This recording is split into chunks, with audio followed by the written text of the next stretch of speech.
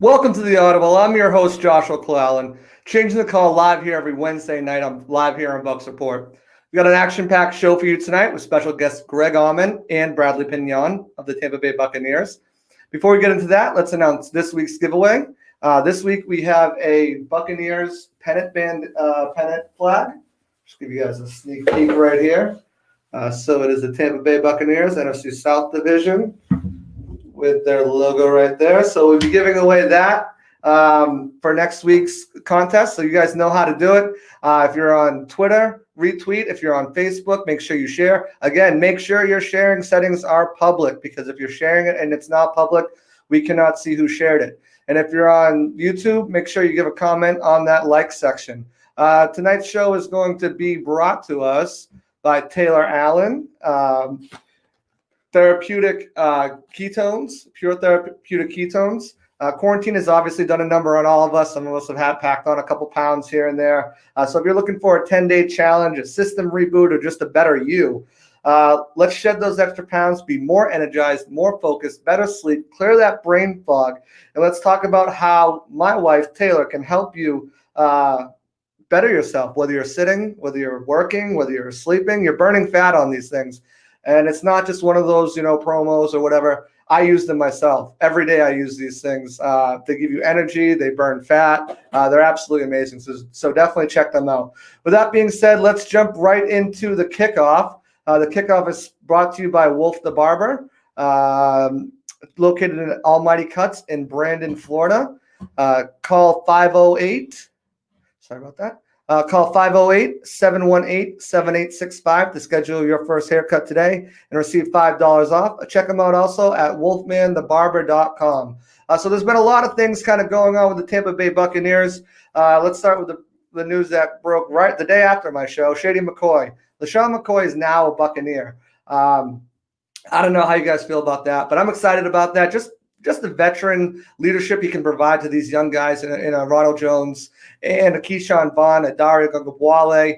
All those guys are going to learn tremendous from. We're talking about one of only 4 other running backs in the history of the game to have over 10,000 rushing yards and 500 receptions. Those other 4 players are all in the Hall of Fame. We're talking about the last decade's running back of the decade. We're talking about the number 1 overall touchdowns from 2009 to 2019. This guy has a lot to bring. And yeah, he kind of fell off a little bit last year in Kansas City, but I think that was more to do with, Damian Williams coming back healthy and a lot of other people as well, joining that running back committee. They don't have a big, throw it to the backs type of offense over there. So I think he's going to come in here and he's going to really help this team, really help these young guys. And he had a press conference, and we'll get into that in a little bit, about how he's already, spoke with the young guys and talked with them, and how he's going to try to get them on the, work with them on the field. And he's already started talking to them, and he'll just be a great leader and veteran mind for these young guys to pick up on.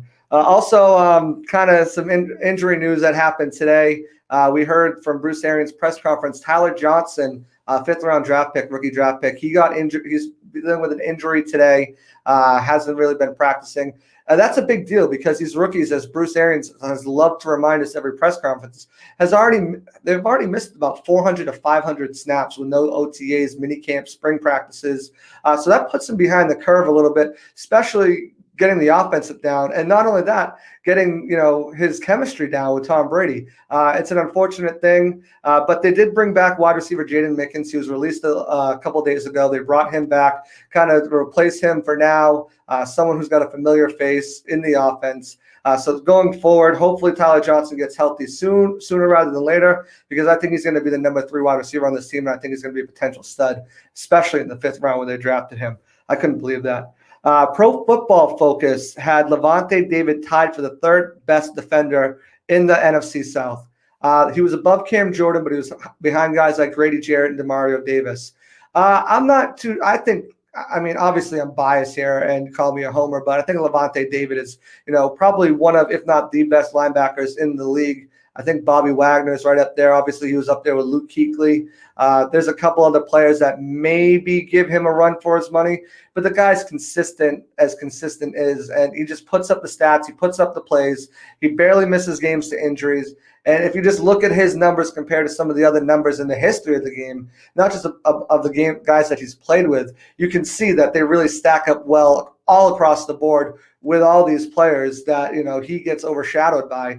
It's really a shame. Hopefully with more prime time games, something Shaq Barrett said in his press conference on Monday, hopefully with more prime time games, Lavonte David will get that recognition that he so rightfully deserves and start getting that national recognition from everyone.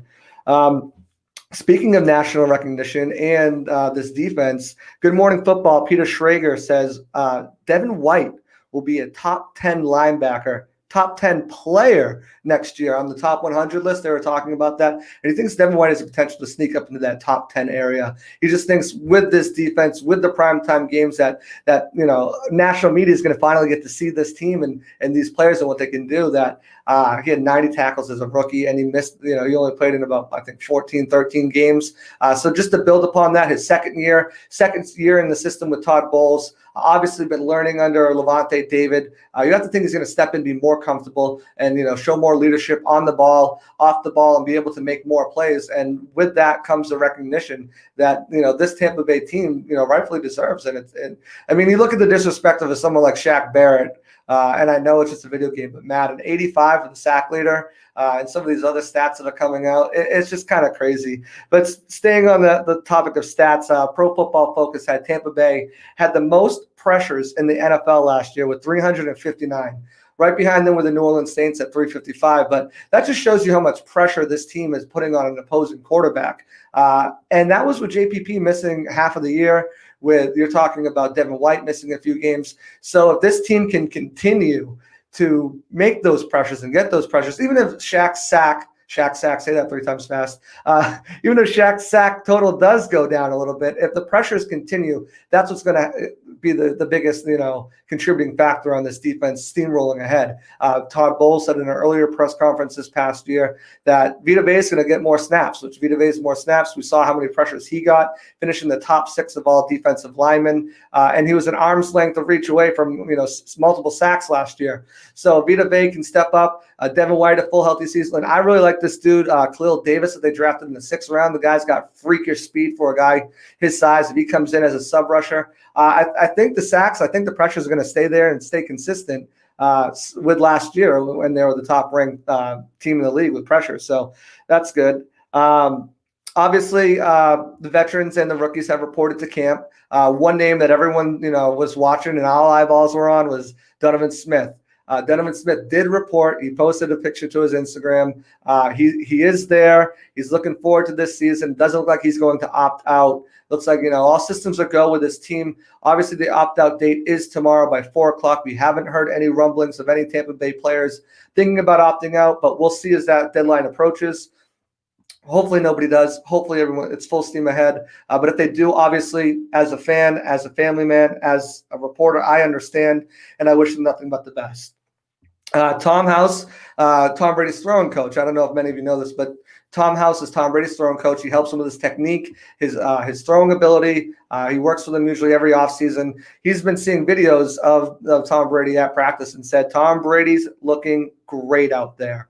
If that's not encouraging, I don't know what is. We're talking about Tom Brady throwing the ball. His throwing coach says he looks great. We're only in the first couple of days of training camp, and it's not really training camp. They're just kind of throwing the ball around.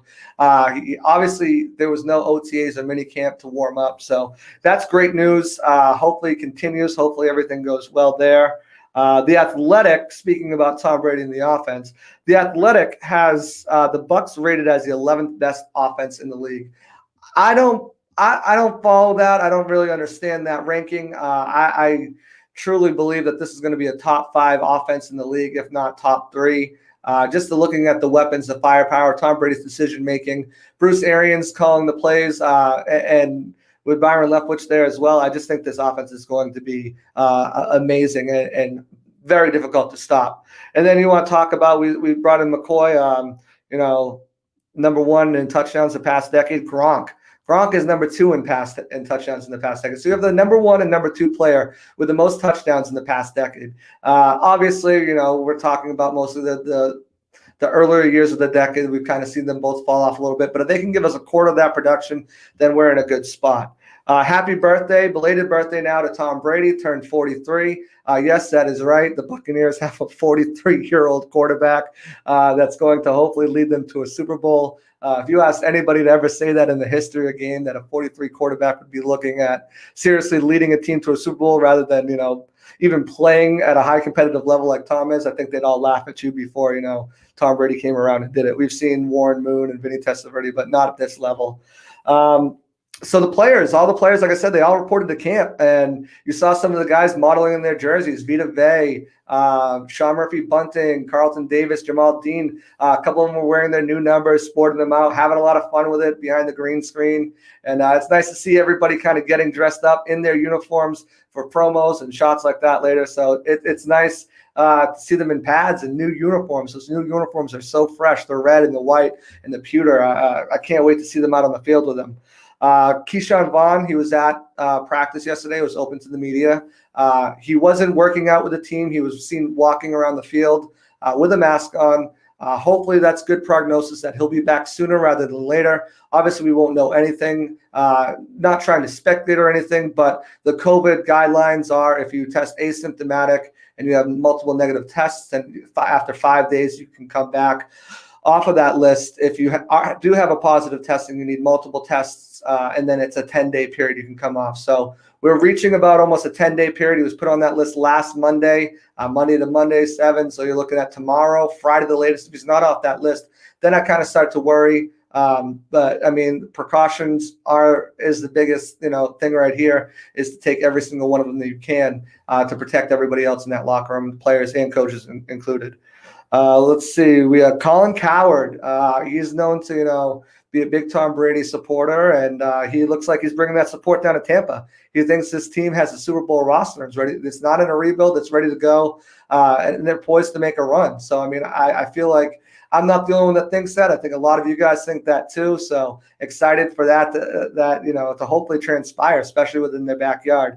And I already touched on Jaden Mickens re-signing. But we'll get into some of this press conference stuff now. Shaq Barrett had his press conference on Monday. He talked about his contract, potentially signing a contract. He said there's just too much in the air with COVID, too many uncertainties to get an extension done by the timeline, but that the Buccaneers did tell them that, they love him and they want him to be part of this team for a long time.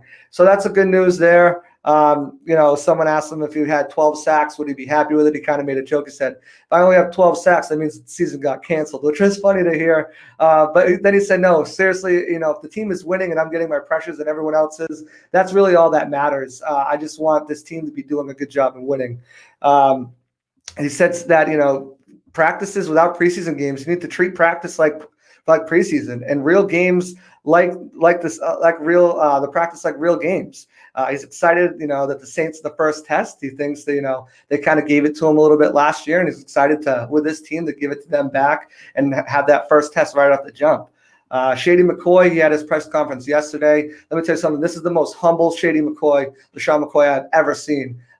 He's down to earth. He's not full of himself. I mean, we've seen him when he went to Philadelphia from Buffalo. Last year he was, going into Andy Reid's offense. He was still, kind of humble. But this guy pretty much said that he doesn't care if it's 5 touches, 10 touches, as long as he can help this team in any way and contribute any way he can. Talked about helping the young guys, talking about bringing them into the role, and just, being around Brady. He's been around him in the past with scrimmages, and obviously he played against them with the Buffalo Bills, but he said he looked sharp out there. And there was even some, guys, whispering to each other, like saying, like, dang, how long do you think this guy can play? Because Brady just looks that sharp out there. So it's nice to hear that from him, get him in here again. And then Bruce Arians had his press conference today. He said, even bringing in LaShawn McCoy, Ronald Jones will carry the load. So that was something, obviously fantasy heads are looking out perfectly for that.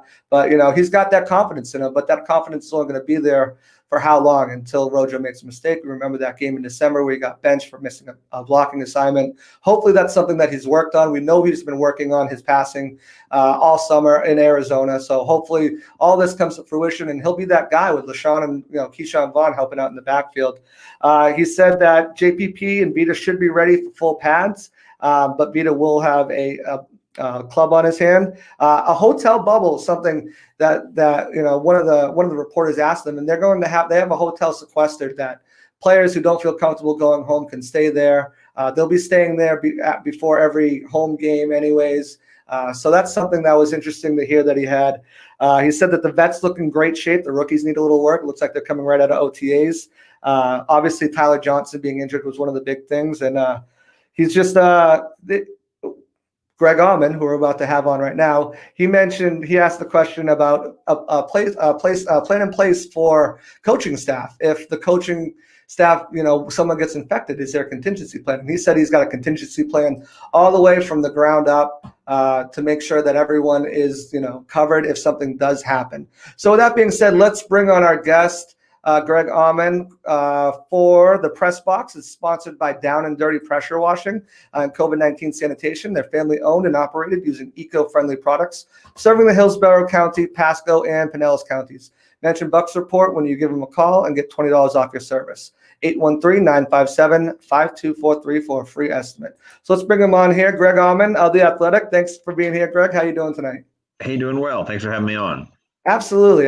And now, so you were at training camp yesterday, one of the first, batches of media to go there. What was that process like getting in there as a media member? It was neat. A couple days in the works. It's like we went over, had to go in Friday afternoon. They had a 2-hour window. We could go over and get tested for COVID. So a swab up the nose and gave blood to get an antibody test as well. And then got good test on that, got a negative on that, and then came back on Monday, had to do it again. Again, good results again. So was out there Tuesday, reported at 7 a.m. And it's kind of neat. There's a 4-question questionnaire like most things these days. Just going back through kind of saying, you don't have the symptoms, you haven't engaged with anybody that's tested positive. And then you get, once you get that, it's neat. The temperature scan, it's like we're used to kind of like the right to the forehead type temperature. And this is just like the old kiosk in front of you. And you just stand there and look at the screen and it gives you a temperature reading. It's like the nearest hundredth is like 97.96 degrees or something like that. And then you get they've got a kind of a sensor, a proximity sensor that you wear around your neck. And anytime you're within like 6 feet of another person wearing one of the proximity sensors, it's supposed to light up and then vibrate, beep if you're staying too close. So it's like it actively keeps you socially distancing. And then if for some reason you were to test positive, they can go back and look and see everybody that you got within 6 feet of to know who they need to be testing and all that kind of stuff. So that was wild. Got to do that. And then got to see the new media trailer. We got a media trailer that's out on the west side of the practice fields. And it's very well socially distanced. The desks are all, 6-8 feet apart. So we kind of have our own space there. There's a bathroom in there. It's air conditioned, which is not to be taken for granted in August in Florida. Just got a first taste of kind of what things will be like watching workouts and watching practices in training camp. Now, speaking of the workouts and practice, I know you guys only got like 30, 45 minutes, but what did you notice? What did you see there? Yeah, it's hard to read too much. This is a walkthrough practice. They're all in sweatshirts and shorts, no pads, no defense. About 2/3 of the work we saw, we're in behind one end zone, and they're in the far end zone on the other side. So my phone, the Zoom was kind of at its limits. A lot of the TV folks got some good footage because they got a better camera than I do. And again, it's kind of like we say he looks sharp. These are just goal line. All 4 quarterbacks, they go 2 on each side, and it's just a lot of throws. It's a lot of back of the end zone, toe tap type work. They had a little bit downfield towards us. We got to see him throwing to Gronk, throwing to Mike Evans, that kind of stuff. But this is just very basic, just going through the motions, getting to know each other. There's no coaches on the field. It's just strength coaches that are out there.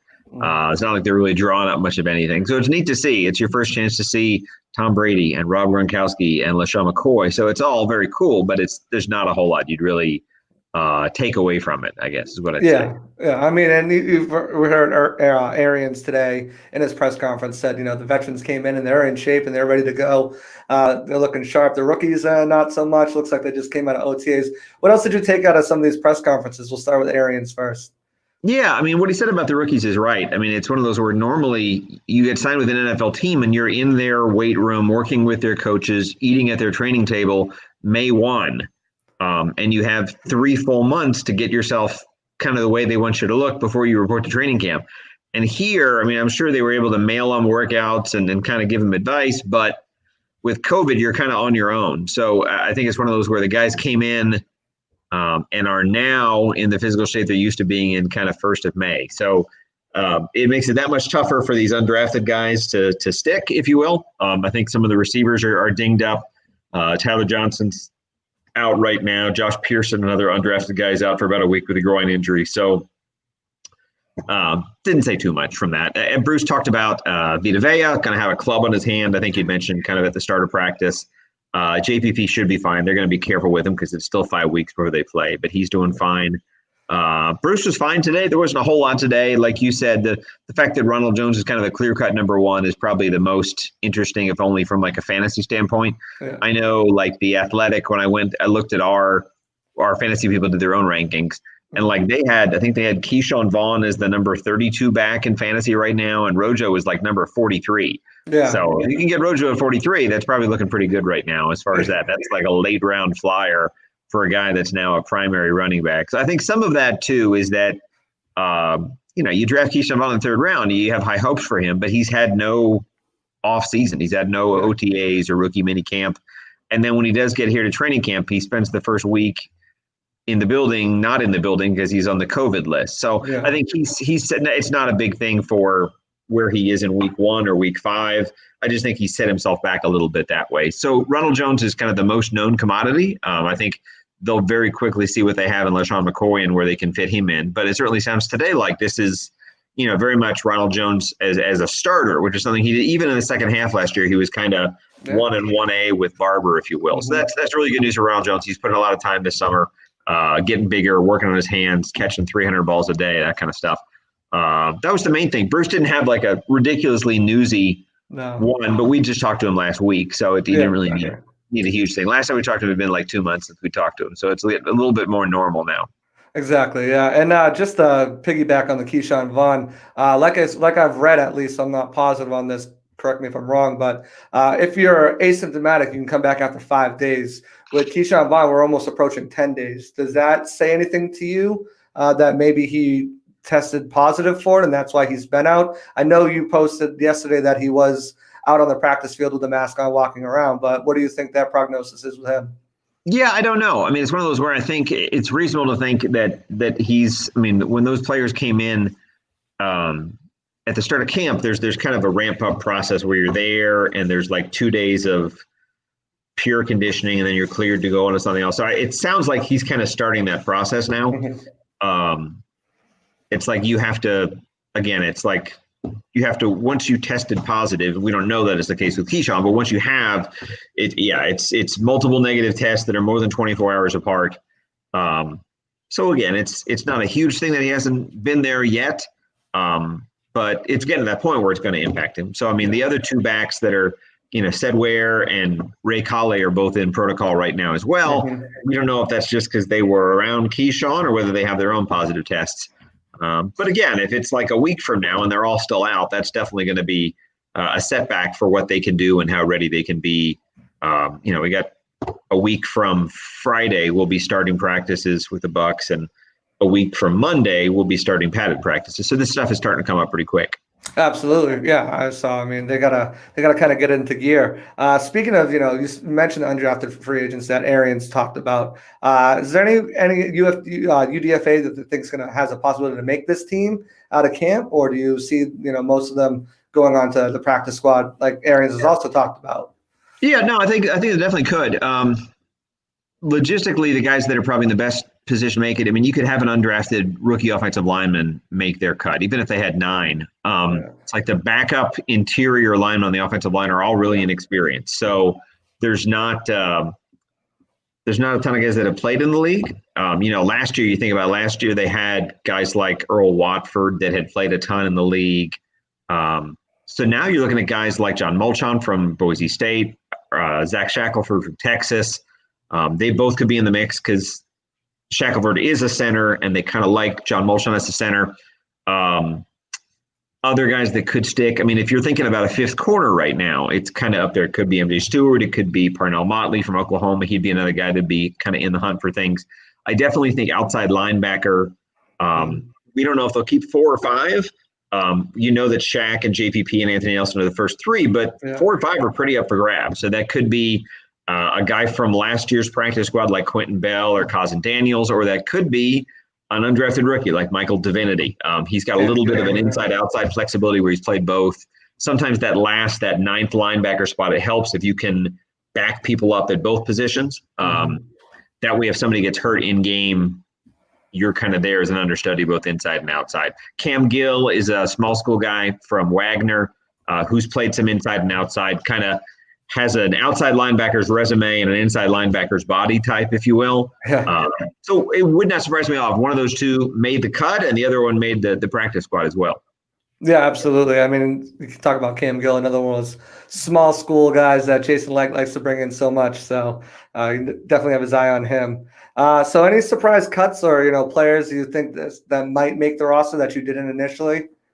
Not really. I mean, we had to do like a projected 53 roster last week for The Athletic, and it was hard. It's like you're trying to reach out to people, and they don't know. It's still so early. They're just getting their first real look at some of these rookies.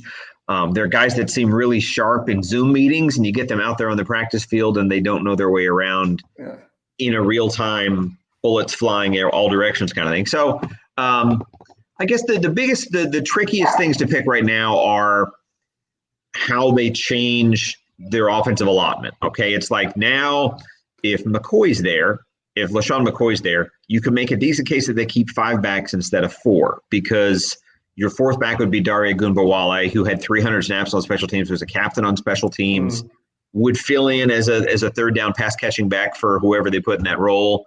But then you had either Logan or Ray Colley that'd probably be your kickoff returner. So that makes the case now. So if you're keeping 5 running backs, now you're either keeping only 5 receivers or only 4 tight ends. You kind of have to give something up at some point to make up for that. It could be that they only carry 2 quarterbacks on the 53. And because they can stash veterans on the practice squad now, maybe they think, okay, we can get by putting Ryan Griffin on the practice squad as a 3rd quarterback, or having 2 quarterbacks on the practice squad and having Griffin and Reed Sennett on there. So kind of put to that, to what Bruce Arians has said, maybe Ryan Griffin would be that, quarantine quarterback and have Reed Sennett back there taking those snaps and everything like that. Yeah, like Reed would make more sense to kind of be your scout team quarterback who's out there, simulating Drew Brees or whoever. Ryan Griffin, I mean, he's a guy you could justify putting on quarantine. Maybe you pay him more than I think the veterans on the practice squad actually get more than the regular practice squad pay. So again, these are all things you can try and do to save a roster spot, because if a guy gets injured a week before the season starts and you don't want to put him on IR, you kind of have to carry him, as an injured. The roster's a little bit different this year because practice squads are 16 instead of 10. So you have a little bit more flexibility to have depth that's in the building. And then of those 16 in the practice squad, you can bump 2 of them up to the active roster on Sunday as well. So there's a little bit more gamesmanship involved in who you think you can keep on your practice squad compared to past years where there's only young guys and guys that you thought would clear waivers and stuff like that. Yeah, and the fact that you can protect up to 4 players on the practice squad too. I read that. So I mean, it's going to be, practice squad is going to be a game in itself, with keeping players, and it's kind of like one of those expansion drafts where you got to protect someone, and then next week who knows. So that should be interesting very well too. So just real quick, what do you think the strengths and the weaknesses are on this team? Having looked at the whole roster. Yeah, I mean, offensively, you'd have to think with what they have with Brady, with the receivers, with the tight ends, that passing game is going to be one of the best in the league. If the offensive line holds up, I think their run game will be more improved, but I think they should be a top 5 passing game in the NFL. And they had that in terms of yards last year. They just didn't have that in terms of efficiency, in terms of limiting turnovers, that kind of thing. In terms of weaknesses, that's a good question. There are areas where the depth is a concern. Again, like outside linebacker, if they lose Shaq or JPP, they're leaning really hard on Anthony Nelson, who has 9 career tackles, only played in 7 games, and then rookies behind him. So as long as Shaq and JPP stay healthy, they are both like 90% snaps. They're on the field. They don't like coming off. You can keep them in any package. They don't mind playing that much. There's not that many defensive ends or outside linebackers that want to be on the field that much, but they both do. So as long as they're healthy, that's not really a problem. Offensive line depth, especially in the interior, is a concern. If Marpet or Kappa or Jensen goes down, there's going to be somebody almost making their NFL debut stepping in. Now, Haig is a guy that they can kind of put in all 5 spots and feel comfortable with. So he gives them one injury insurance where if they lost any one person. But again, like we talk about Donovan Smith opts out tomorrow. Now Haig's a starter. Now you have almost no functional offensive line depth in terms of guys. Josh Wells started 2 games last year. He'd be your swing tackle now. Aaron Stinney. Yeah, I mean, Stinney's a guy they like, but Stinney's a guy that was on their team for half a year last year and only got into 2 games. So it'll be developmental, and as long as they stay healthy, it won't matter. But there's not a lot of experience depth on that O-line. I feel the same way with defensive line. I feel like after that you have Davis, who they drafted this year, and Pat O'Connor, and you got Nunez Roaches. So I think but I mean I don't really know what any of those guys can do in an expanded role. So depth is my biggest weakness on this team. A lot of people have been talking Matt Gay as a weakness, but he was a rookie last year. Bruce Arians has had high praise for him. And, said pretty much, he hit a rookie wall. It happens. And I think he's going to bounce back this year. He's been doing a lot of research and a lot of, ways to prepare. What are your thoughts on Matt Gay? Yeah, I think he'll be fine. I mean, he was hitting 84% of his field goals before the last week of the season. Had a bad final game. Absolutely. You missed 3 field goals. That's a bad game. So what we didn't see from him are really the pressure game winner kicks, hitting those. Those are what you want to see. But as a whole, they like him a lot. They like the leg. They saw the distance from week 4 to week 15.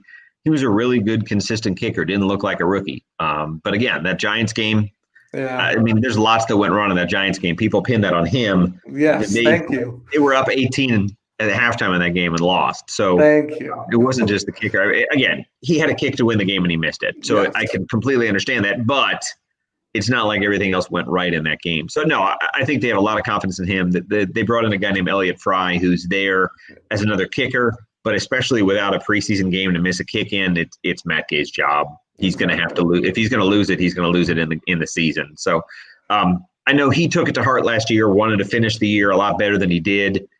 He's a really intense competitive guy. So I think you're going to see him step things up. I think he'll be a better kicker. And given the chance to have those game-winning kicks, I think he's good for him this year. Yeah, I mean, I've read that he's done or listened to him, actually. He's done a lot of reading him on snipers nests and what goes in their mind before they have to do that. Cool. Kind of get him into that mindset. And it's also another year working with Bradley and Tinney as well to, kind of get that group the chemistry that they need. So I'm very excited for his ability this year too. And then just to wrap it up, before I get you out of here, just season predictions. What do you think the record's going to be? I know you're probably saving that, the Athletic, but just a little sneak peek on what you're thinking, stats-wise, record-wise. What are you thinking? Yeah, right now I still kind of tend. I mean, things will kind of get tweaked here or there. I still kind of think right now they're about 10-6. I think they're a playoff team. I don't know that they win the South right now. I think going to New Orleans in week 1 is a tough deal, especially when they're the team that has more change and has more that has to adjust on the fly. So. I still think of them as a wild card at 10-6. I think they can do some damage in the playoffs even with that. In terms of like stats and numbers like that, it's really kind of hard to know where things will fall in there. I don't think Tom Brady's going to throw for 5,000 yards. He might throw for 4,000. I think he's good for about 30 touchdowns, probably about 10 interceptions, which is a big step in the right direction from where they were last year. You're not on that Maurice Jones-Drew 55 touchdowns, 5,000 yards. It'd be nice. I don't think they're going to have to throw that much is what it would start with. I mean, everybody wants to go back to 2007 and the amazing year that he had with Randy Moss throwing 50 touchdowns. That's the only time he's even thrown 40 touchdowns in a season. Like he's only thrown 35 4 times in his career. So for everybody that wants these amazing video game Madden type numbers, he does have better talent to throw to than I think he's ever had, which helps. Without a doubt. But I do think if they get ahead, they're not going to throw it a ton. I think they're going to want to run the ball and have a balanced offense. So I think it makes it less boring because last year, every other game, they're down 10-0 and down 17-7 early, and they had to throw a lot more than they want to. So I think it's probably a good thing if his passing numbers aren't quite as gaudy from a yardage standpoint as what they had last year.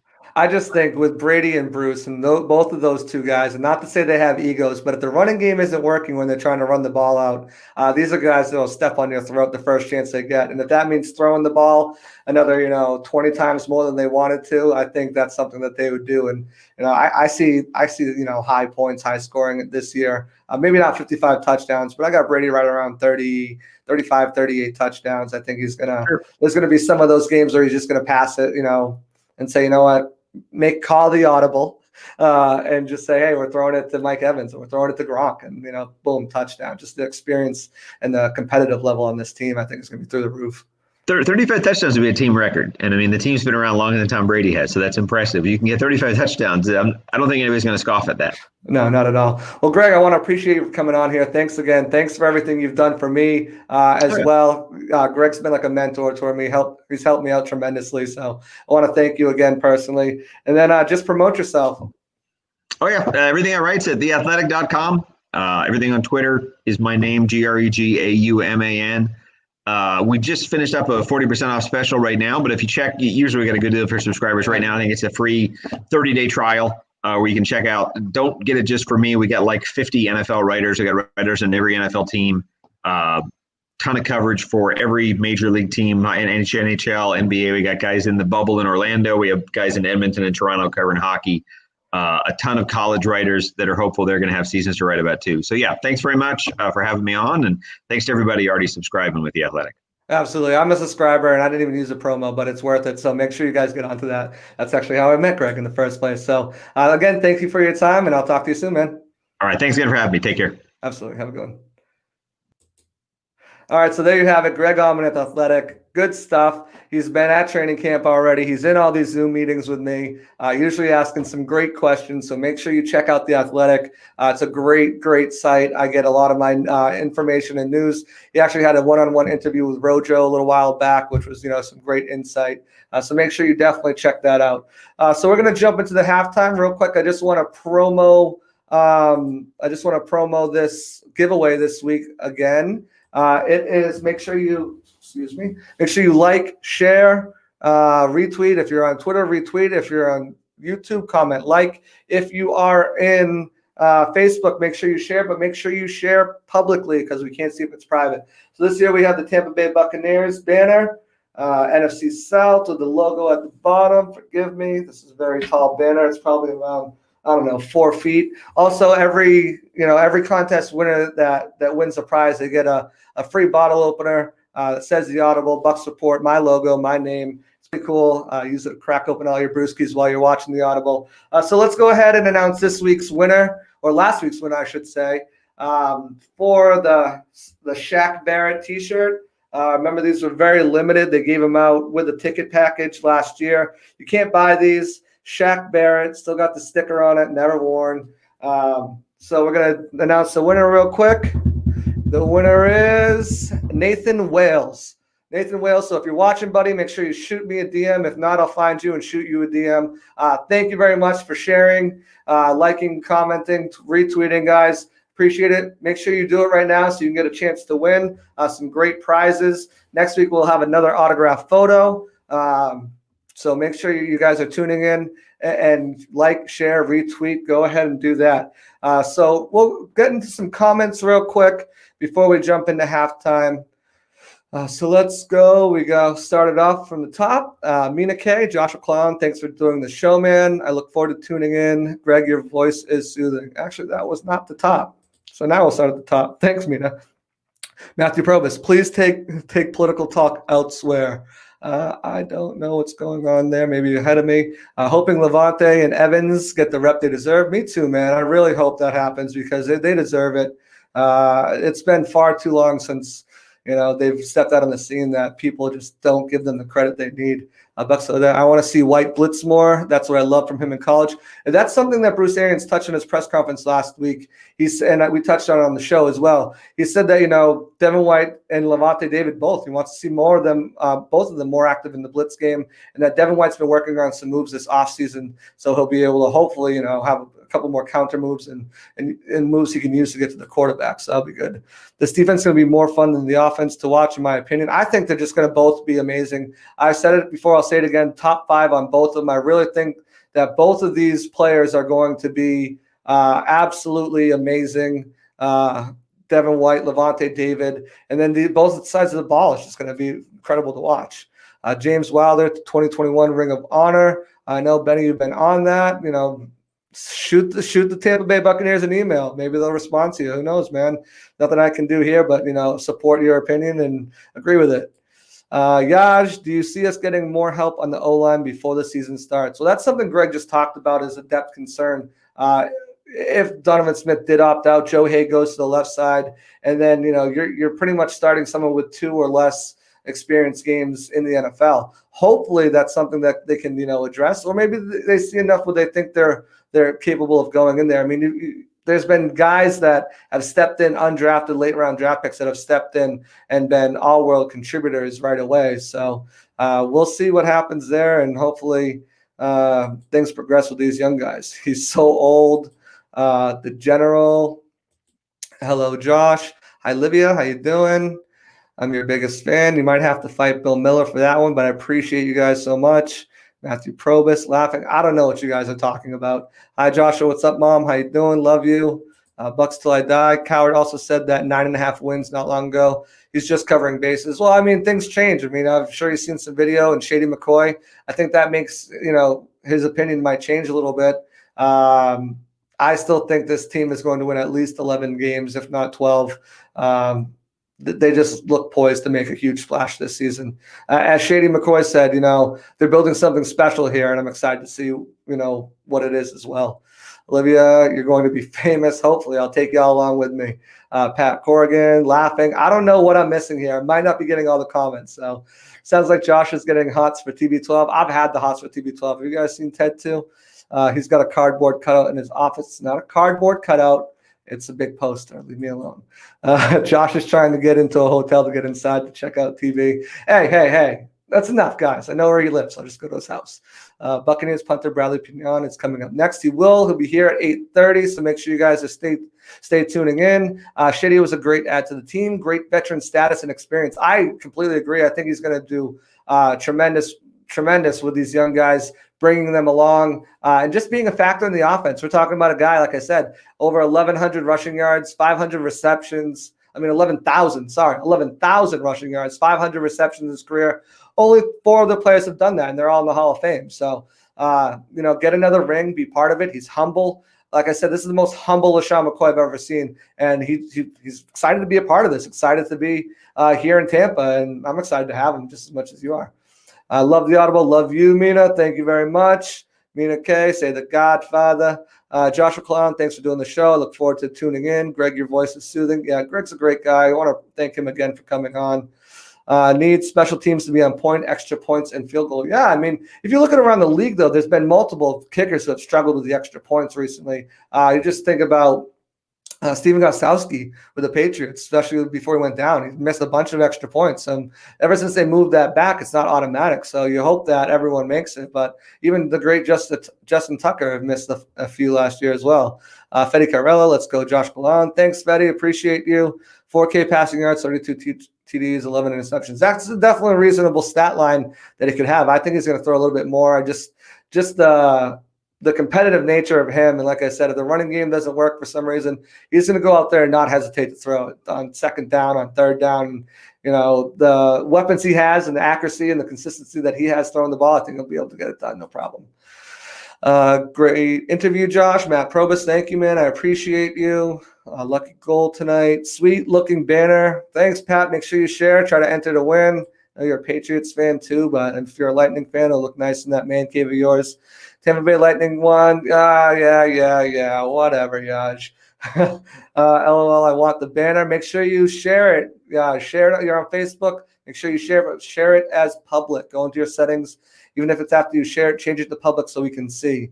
AZJ66, you're the real J. Cole. I try. I wish I had the real J. Cole's money, but it's all good. Gold Bolts. All right, get out of here with the Gold Bolts. I know this is Tampa, but come on. Let's keep this football. Are you going to be on Tom's Zoom tomorrow, Dylan Casey asks.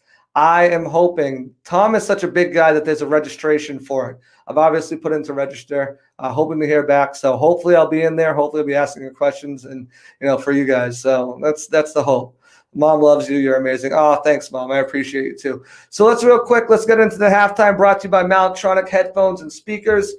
Use code BucksReport at www.shopsoundsperfect.com.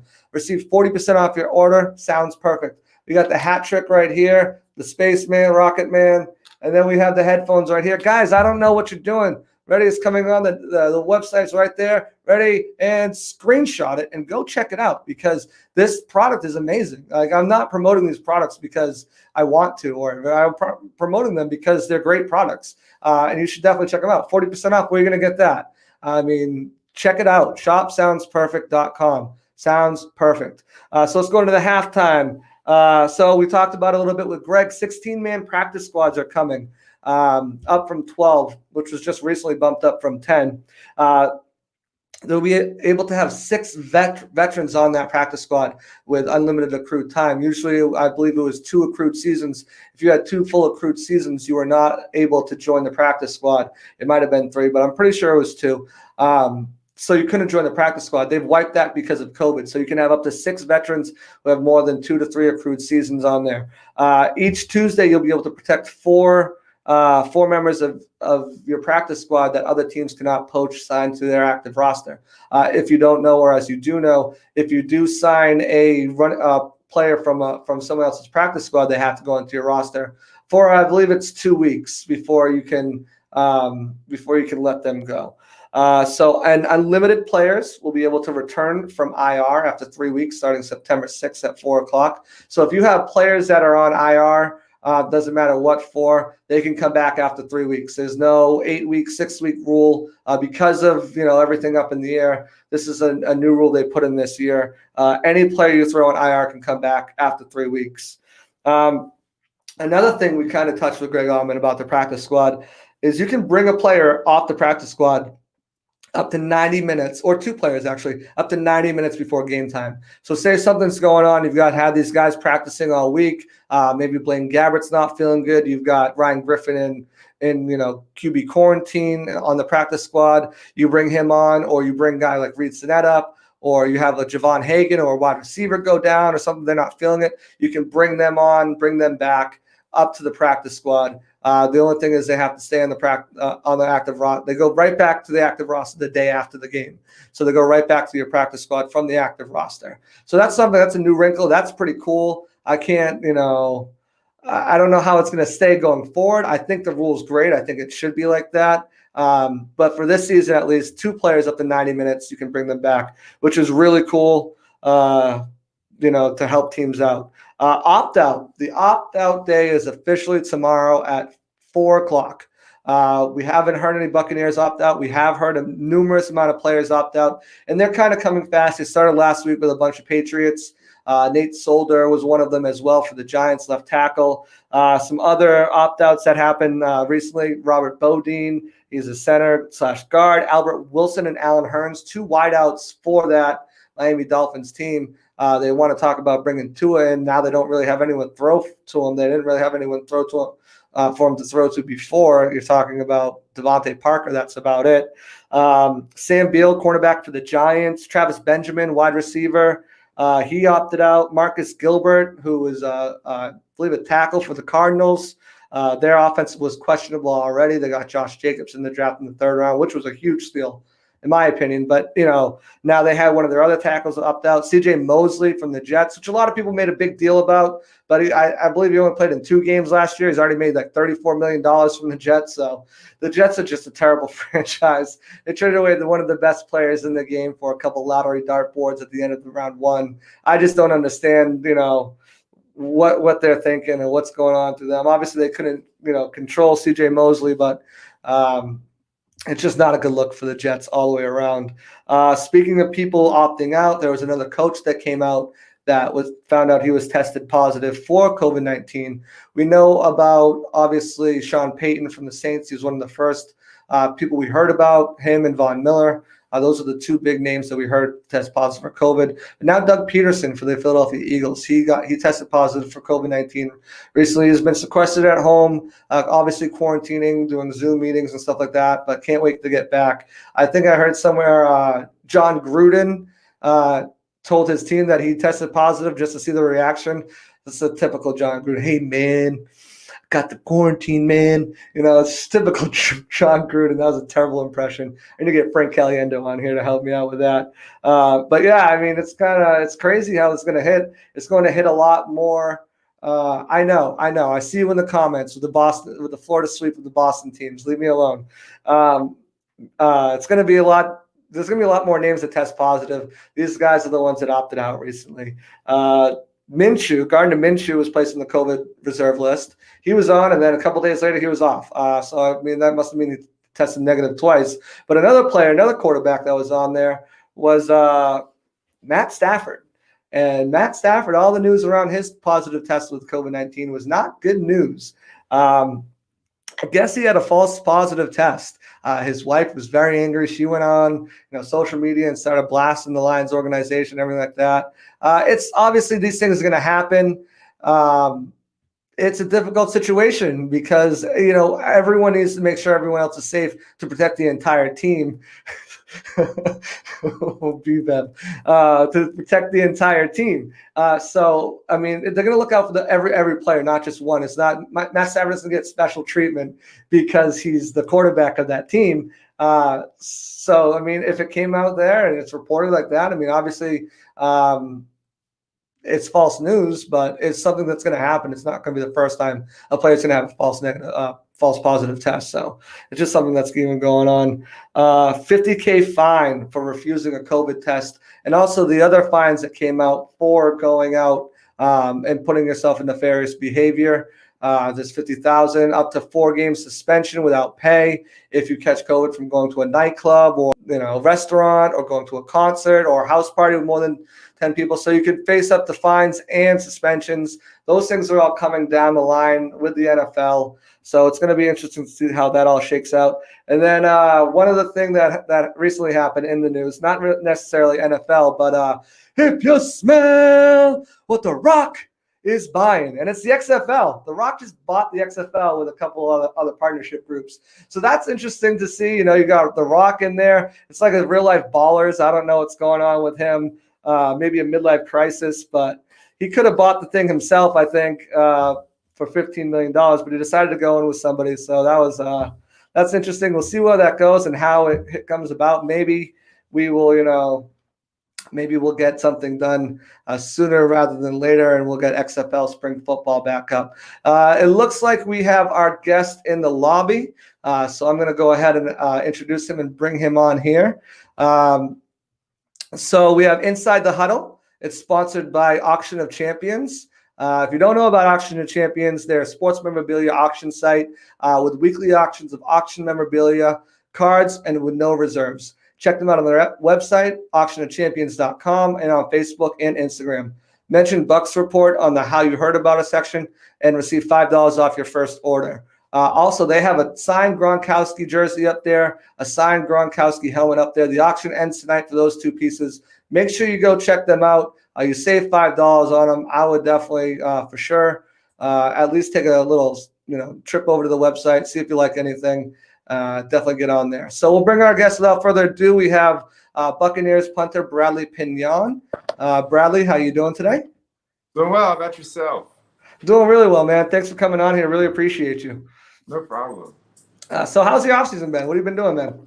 Man, it's been, besides this COVID thing, it's actually been pretty good. Got to spend a lot of time with family because, there was no such thing as OTAs this year. So a lot of time with family. In the midst of all this, I live in a small town in South Carolina when I'm not here. So I don't even think there's a case in the town that I live in South Carolina right now. So we got it was kind of normal back home, but it was good, man. Just grinding, continues to grind. When you got a quarterback like Tom Brady come in, you kind of have to step your game up a little bit. So just been working. Absolutely, and I saw you out there a couple times with your boy Matt Gay and the long snapper out there. You guys have been practicing. Elliott Fry was with you too a couple times, just practicing. How is that going? It's going really good. Everybody's, I mean, all of us are doing really well right now. Matt's made some adjustments, and he's absolutely crushing the ball. Nice. His leg strength was never in question anyways. So his accuracy is tremendously better. And Zach is steady as they get, steady Eddie. So I'm excited to get this group back rolling again. And Fry's got a good leg. He's got a lot of consistency. And it's going to be a good battle between those two. But no matter what we do, no matter where we go, we got a good group right here, right now. And I'm excited. Yeah, it's another year together, build that consistency, build that chemistry up together, learn each other more, your ins and outs and everything like that. Yeah. What have you done to kind of improve your game? Because I know as a professional, you're always trying to improve, always trying to get better. You just mentioned Tom is here, time to step up your game. What have you kind of been working on to improve a little bit with yourself? Yeah, so I've done a lot of just improving consistency. As a specialist, you just want to be consistent. Mm-hmm. So what I've done a lot of is just kind of like working on the grip, working on different like ball out of the hand, working on a strike, all the things you can do, kind of like golfer, honestly, all the things you can do to make your ball fly exactly where you want it to go and as far as it can, or have control over it. That's all the things. That's the thing I work on every offseason. I don't know if I'll ever stop. It'll stop when my career stops, which hopefully is a very long time away from now. But no, just working on consistency is the main thing. When you can get that consistency, you'll be around for a long time. Nice. So you talked about kind of working on, your direction and everything like that. One of my coworkers, colleagues had a question. He wants to know, why don't punters try coffin corners anymore? Is it something that's not coached, or is it just something? So coffin corner has to come in the right situation. And there's a such thing as like an Aussie kick now, or Aussie punt, where the ball goes end over end. Mm-hmm. And you have a lot more control over that. You do a coffin corner. So coffin corner, you have a very small window where you have to hit it like as close as you can to that pylon as possible. Yeah. But with the end over end punt, it's actually spinning and it should hit and bounce backwards. So you don't have to be as precise with that corner anymore. You can have a little more leeway on direction because you do have that backspin and it should bounce backwards. So I wouldn't say it's not a thing anymore. I think the game has just evolved to where you don't have to do it as much anymore. So that's why you don't really see it. The Aussie style punt, the end over end, backwards spin punt, kind of took the place of the coffin corner. So anytime you see one of those end over end punts, that's when the old school guys would have done a coffin corner. Okay, so that's like when the ball hits the ground and kind of pops back up, and that's when you're relying on your gunners to get down there and nail it down, hopefully within the 5-yard line. 100%. Okay. Perfect. That's awesome. And you just spoke about Matt Gay. And he received, as far as I'm concerned, a lot of unfair criticism last year, if you ask me. So what did you tell him after some of those kicks that he missed and, being kind of a veteran in the league and obviously a specialist? I've heard you talk, you're only out there once. And, I mean, they're going to remember a bad play more than they're going to remember that great Aussie punt or that game-winning kick. What have you done for me lately? So what did you tell him? And, obviously you spoke on his approval. How'd you kind of bring him along? He's kind of a guy you don't have to tell a whole lot, honestly. The stuff that I always tell him this, whether it's a good kick or a bad kick, I tell him good job. I mean, he's in the NFL. He's one of the 32 best in the world at his job. That's what people don't realize. Like, when you put it in that perspective, like, I'm one of the 32 best in the world. Yeah. When you put it in that perspective, it kind of changes things a little bit. So I always just tell him, good job, keep his head up, and it's a streak of one. No matter if you made it or missed it, you missed one or you made one, it's a streak of one. And that's kind of what I always tell him. I mean, of course, there's always nuances of technique and stuff, but I mean, literally, usually I ask him, like, that wasn't me, was it? Like, I didn't mess that up, did I? But no, usually I just tell him it's like a streak of one. Go get the next one. The next one's the most important kick, not the one you just hit. That one, you can't do anything about it now. So the next one's the most important one. So streak of one. And that's, honestly, I learned that from Robbie Gould and Phil Dawson. I was privileged with working two of the best when I was in San Francisco. Yeah. And I mean, you can't. I think between those two, as of right now, they have 38 years of experience, 37 years of experience, right in there combined. Yeah. So like you can't. And when you've been around guys that have done it for that long and that good for that long, you just kind of pick up on what they tell themselves and what they would tell me after I'd hit a bad punt or something. That's exactly what I relay to Matt. It's just, you know what, keep your head up. You're one of the best in the world. Have that confidence and just go get the next one. Sorry if my dogs bark. No, it's all right. We love dogs here, so you're all good. So I kind of heard you guys were talking earlier in the off season on one of those chats with Casey, and you guys were talking about how you've been reading sniper books in the sniper nest, where you can kind of how they prepare and get their mind right before they have to take that one important shot. And that kind of goes on with what you guys do with that one important kick, that one important punt. And I know you kick off as well, that one important kickoff where you have to, where you're not necessarily trying to boot it out of the end zone, where you're trying to, maybe get it down to the 5 so you can have a run out to the clock or whatever. How has that helped you guys this offseason? Yes, that's sniper mentality. It's like our motto this year, I guess, what you call it as a specialist. Being able just to hone in on the one thing that you got to get done and do it. That's what a sniper does. They literally have to hone in on that one singular target, and they have to be spot on from a really long ways away to do it. And just that process orientation that a sniper goes through, I feel like you got to check the wind, you got to check the trajectory, you got to check the humidity. Like you got to check all these things with a sniper. And being able to dial that in as a punter or as a kicker, it's the same thing. Like we're literally trying to aim small, miss small, the exact way a sniper's trying to do. Like I'm trying to hit a fly on some person's shirt in the back of the uprights.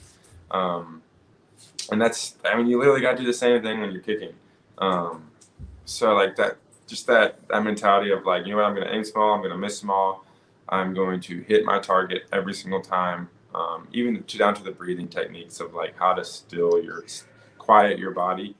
All of that stuff, I think, in any job you can take into that mindset of like one shot, I'm going to crush it, and then we're going to go on to the next one, and I'm going to crush that one. Nice. That's awesome. I'm definitely going to look out for that separate mentality while you guys are out there this year. So obviously, we're back in Tampa. How does it feel to be, back in the facility? And what's it been like with all the precautions set in place? Obviously, do you feel safe, everything like that? And how's it been like a transgression or transition rather? Sorry. No, yeah, it's been good. It's been good being back around the guys, honestly. Not being around a team for 6 months. It's like the first time I've done that in probably, 10 years. So it was good to be back around the guys, have some of that locker room banter that goes on just to enjoy one another.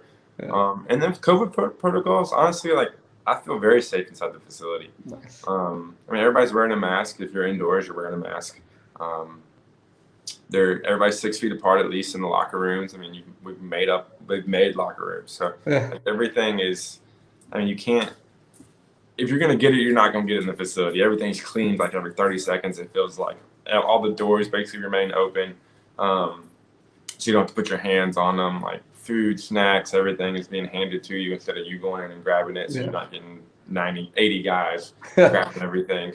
Looking for the right apple. Yeah. So like I honestly feel like if you're going to get it, you're going to get it from like going to a grocery store for your house or something along those lines. More so than you're going to get it playing football. Honestly. And I honestly think, you know what you're signing up for if you opt in for the season. So like if you're willing to do the job that you love and that pays you, pretty darn well, you know what you're signing up for. So you have no room to complain, honestly. And I don't know what's going to happen. I'm very optimistic that we'll have a season and we'll have a very prosperous season. But like I said, I feel very safe within the facility.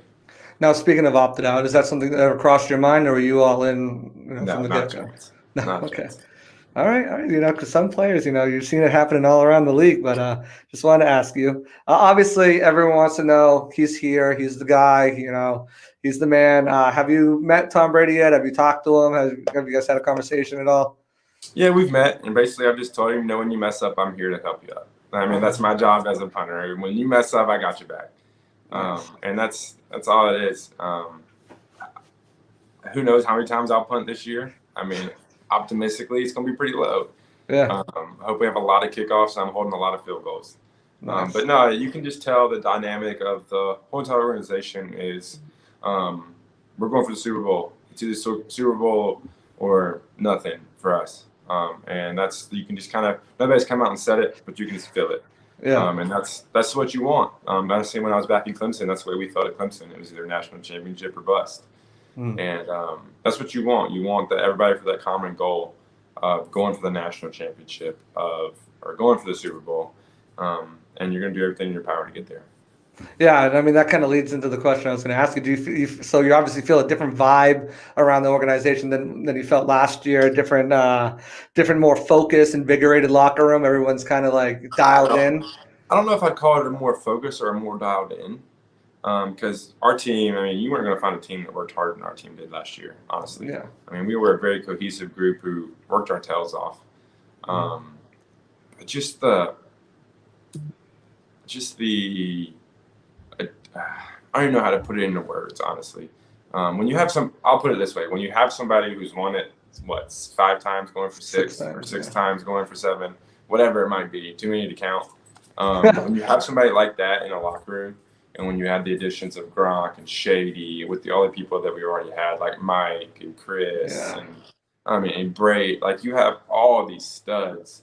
When you know what you have in a locker room, then now you're gonna be like, all right, now what does it take? Yeah. And that's just it's an unspoken like essence in our locker room right now, where it's like, you know what, we got it. We know we have the talent. Now let's go do it. I mean, you got people like Ndamukong Suh, JPP, Devin White, Levante David. I mean, I wouldn't be surprised if we have, I don't know, 15 people turn down the Pro Bowl this year because we're in the Super Bowl. Yeah, that's the way I'm looking at the season. Yeah, that's a great way to look at it. And I think that's a lot of you have a lot of fans who have some sort of trepidation to get on board, like it's too good to be true. But I'm right there with you, man. I think that this team is, as LaShawn McCoy said, yes, they're building something special with you guys. And I think that the sky's the limit for you guys. And yeah, 15 players to turn on the Pro Bowl makes sense. Just look at all the talent all over, including yourself at punter, so. That's the goal. That's the ultimate goal. Is I would proudly deny the Pro Bowl. Absolutely, that's what every player should aspire to do. So obviously, you're a punter. What punters did you look up to growing up, and how did you get into there? I kind of saw something where you're a soccer player before. Your dad bought you a football, and then what happened from there? Yeah. So, person I looked up to growing up was Thomas Morstead, which I've been fortunate enough to play against him a few times now. He's just, I think, honestly, the best to do it. One of the best to ever do it, at least. And just the way he goes about attention to detail, I've tried to emulate in my game over the years. But how it got all started for me was my grandpa actually played or had a tryout workout with the Dallas Cowboys back in the day, and he was a punter. He tells me that the Cowboys were going to sign him, but instead he signed to go into the Korean War, one of the wars. So instead of doing football, he went into war. That's what he always told me. So he was always nagging me. I always played soccer, and he was always nagging me like, "Hey, you should go play football. You should go play football. You should go play football." So one year, my dad gave me a football for Christmas, or my family gave me a football for Christmas from Santa. Gave me a football for Christmas, and I got the football, and it was like we lived right across the street, basically from the school that had a practice field. And me and my dad went out there, and he thought I was going to want to throw it around and whatnot. I said, "Dad, I want to kick it." So my dad put it on his foot, like the old school, like put the ball on your foot, kick it through the uprights type stuff. He put the ball on his foot, and I kicked the first ever ball I ever kicked was a 35-yard field goal. Wow. And he was like, "Hang on, do that again." So I was like, all right. So I ran and got the ball, he put it back on his foot, and I did it again, right down the middle. He was like, "Wait, hang on a second. We're going to get you some help here." Like, I think he just saw something. Yeah. So that was kind of how it got started for me. And very funny story. I actually used to absolutely despise punting. Like, I hated it. I wanted to be a field goal kickoff guy. But again, my dad saw that I was going to be a bigger guy, and most of your bigger guys aren't field goal kickoff guys. Yeah. So he always encouraged me and honestly forced me to punt. And now looking back on it, thank you, Dad. Thank you for forcing me to punt. Right. But that's kind of how it got started. Just the one gift for Christmas, and all that soccer talent transferred over into a football. And it was honestly God-given. There's no way that I should have been able to put down a foot on a ball and kick a 35-yard field goal in middle school. So it was just consecutively, yeah. So it was very much God-given, and I mean, all the credit and the glory goes to him. Nice, that's awesome. And then real quick, I just want to play a little game with you, a little this or that. So I'll give you two things, and then just tell me which one you prefer. And then we'll do a same thing, rapid fire favorites. So don't think about it, just go. All right, so ready? Xbox or PlayStation 4? Neither. I don't play video games. Oh, okay. Beach or a lake? Lake. Live on a lake. Okay. Basketball or baseball or hockey? Baseball. Marvel or DC? Marvel. Favorite hero?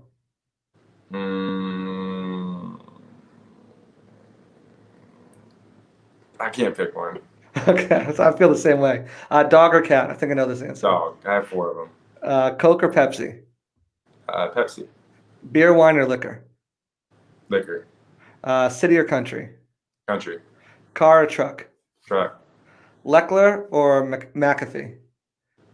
Oh, come on. Those are both my boys. You can't make me say that. I refuse. Guy or Morstead? Morstead. And then favorites. Favorite movie? Still there? Lost you for a second. Favorite movie?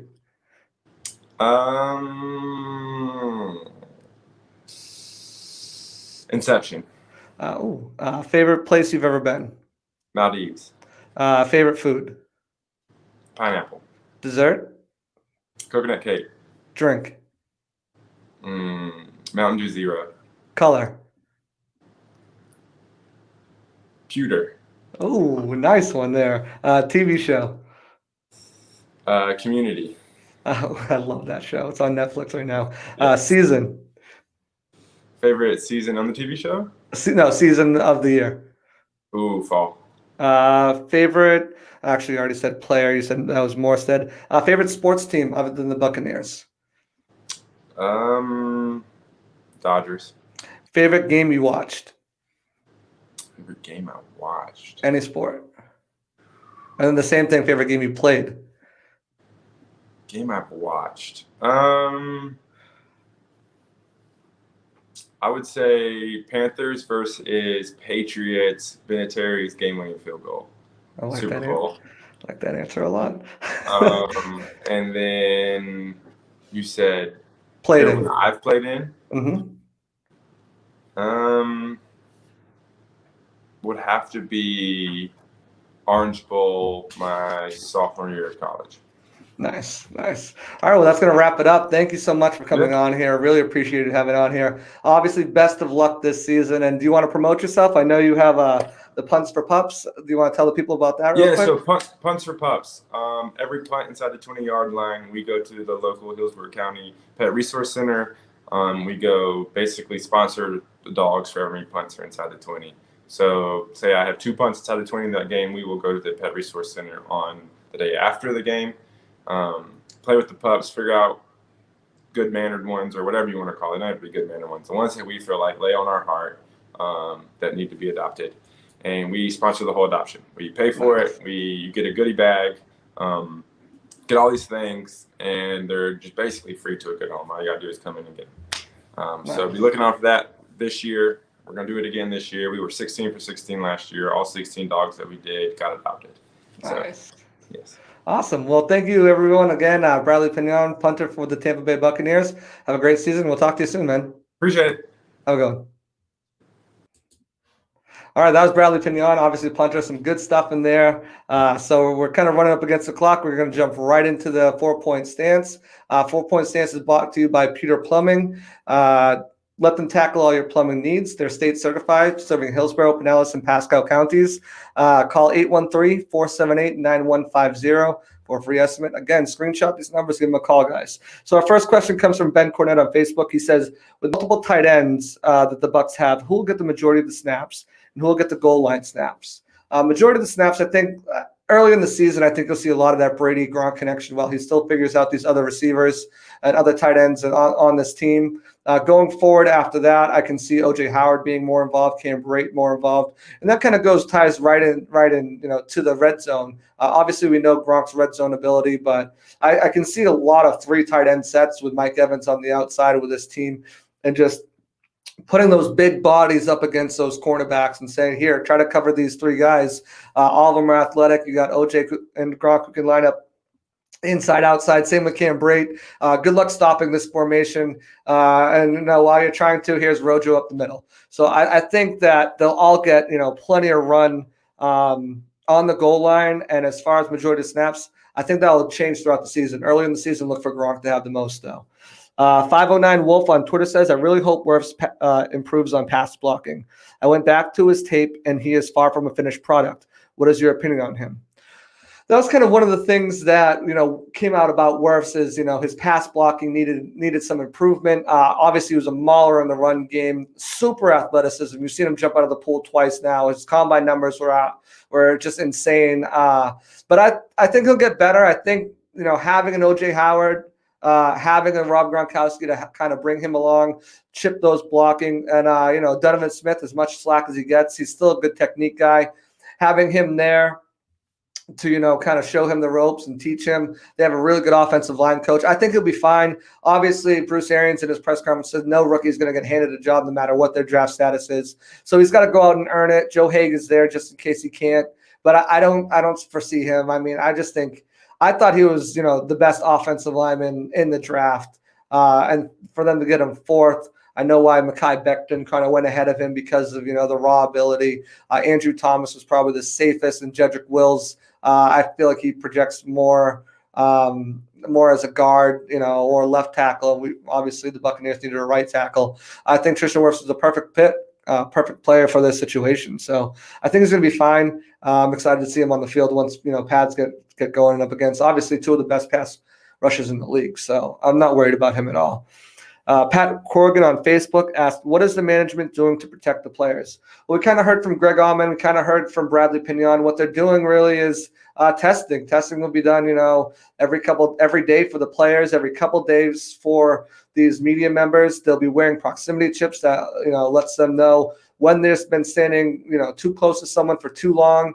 If someone does test positive with those proximity trips, they'll be able to contract trace to where they may have got it from, and that way possibly spread an outbreak. They're sanitized, as you heard. Bradley just said they're sanitizing feels like 30 minutes. And he echoed Bruce Arians' thoughts, which I thought was really insightful, that if players are going to get COVID-19, it's not going to be playing football. It's not going to be from the facility. It's going to be from the grocery store, or, you have a buddy over or something like that, or just, something like that. Your wife goes out and gets her nails done with her friends and comes home, or something like that's going to happen. It's not going to be in the facility. They're literally getting all their food handed to them. Every door is open. They're cleaning every 30 minutes. They're taking all the precautions, temperature checks, everything like that. So I think they've done a great job. It sounds like the players think, it sounds like the coach thinks, it sounds like the media thinks that's been there has been doing a great job. So I think everyone's doing fine. I think that they're doing the best they can, and hopefully it leads to a healthy and safe football season, because that's the end goal we all want, right? I mean, at least I do.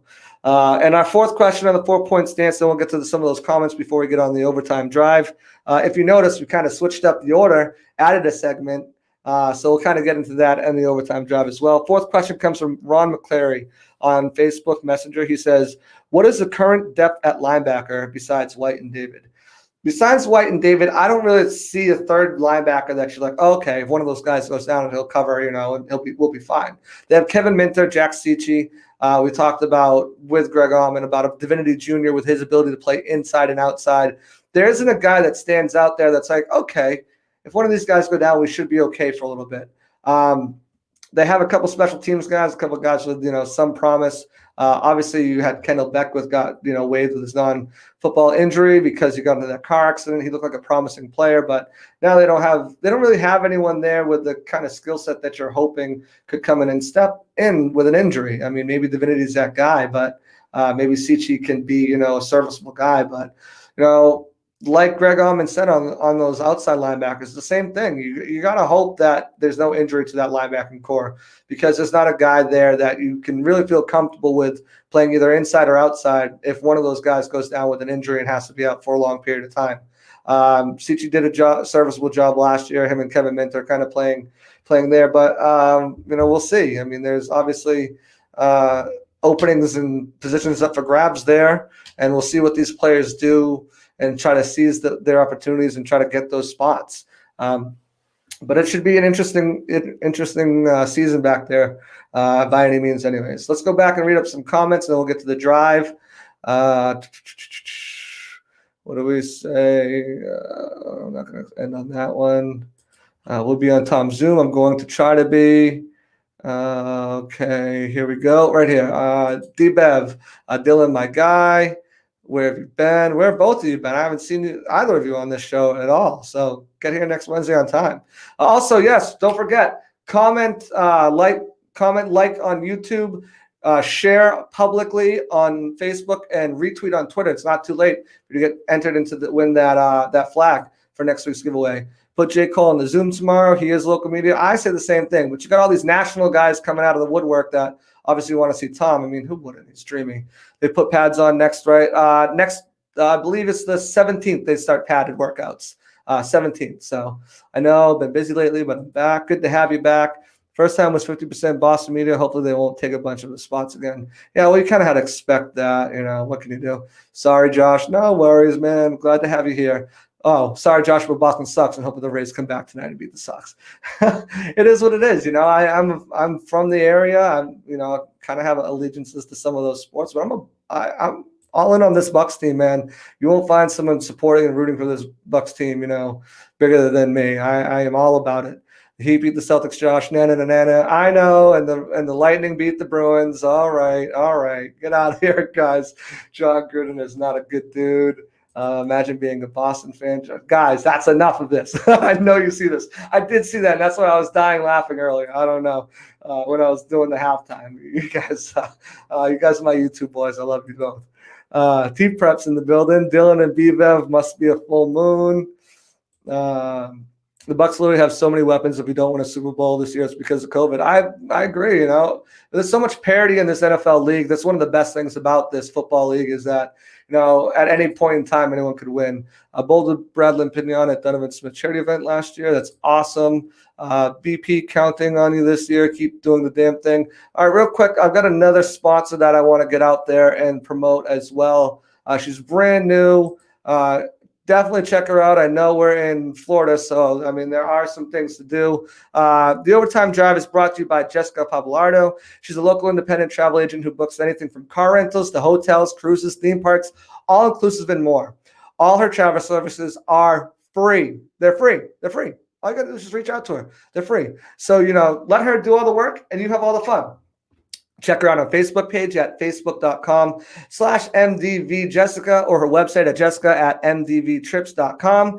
You'll not only have a stress-free vacation at no extra cost, but you'll be helping out a small business too. And that's the goal right here, is to help out the small businesses as much as we can. Wouldn't be a Bucks interview without an appearance from the family dog. That is so true. We'll get back into these and then I'll wrap it up. Not a chance. In it to win it. Plead the fifth, Bradley. Another great show. Josh tuning in next week. AG's 8, Titletown. Don't forget your roots. All right, so we'll go into the drive. I just wanted to touch on the Arians and Shady and Shaq Barrett press conferences. All of them had great stuff to say. We kind of touched on it earlier. The biggest things I'll take away from the Shady conferences that we're looking at a humble guy who's looking to do whatever he can to make this team a better team. Doesn't matter if it's 5 snaps, 10 snaps, helping the rookies not playing 1 week. He wants to be a part of this team because he said it himself. There's something special here. And that was actually the answer to the question that I asked him. So, it kind of felt good that the media around the league and Pro Football Talk and Twitter ran with that and, put that out there everywhere because it's a powerful statement. We all feel it as media and as fans and as people that have been watching the Bucks that there's something special going on down here, and not just we want to be part of it, but players and national media want to be part of it.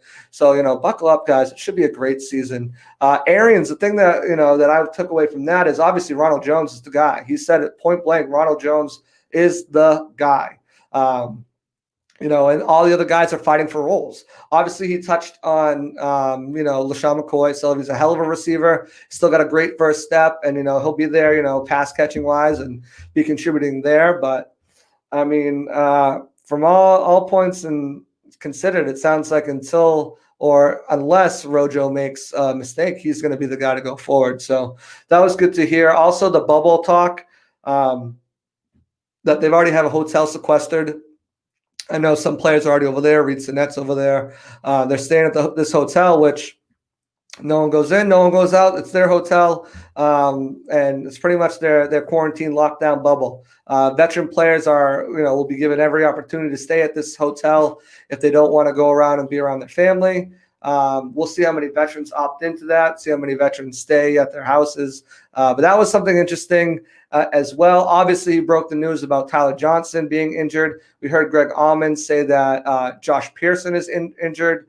A guy, undrafted free agent that I had really high hopes for. Small town school, had over 30 touchdowns the past 2 years, 18 in one season. That would have led the FBS league. Guy's just an athletic freak. And then again, I just want to thank the guests. I mean, some great guests tonight. We got Greg Auman, who's one of the most respected and reputable Tampa Bay media members in this area. He's been a great friend and a great mentor to me. So to have him on and break stuff down and kind of give us some insight that I didn't even know, which was nice. And then obviously Bradley Pignon. I mean, with his sniper's mentality, how he became a punter, just going out there in elementary school, making 2 35-yard field goal kicks, never doing it before, and just some of the stuff that he talked about. Make sure you check out, obviously, Punts for Pups.